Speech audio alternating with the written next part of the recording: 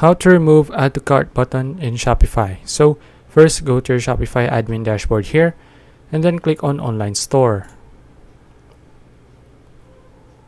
And then click on the three dots here and then click on edit code.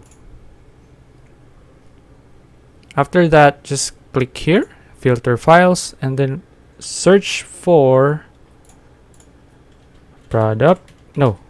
main dash product.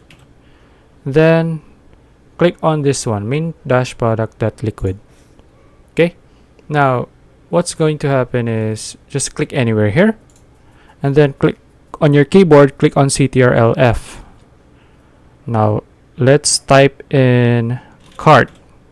Now click on next and then scroll down. We're going to look for button. Okay, scroll down. Okay, look for this one. Okay, highlight it and then click on delete. Next is just click on save. And that's it. If you found this video useful, please like and subscribe for more videos like this. See you in the next one.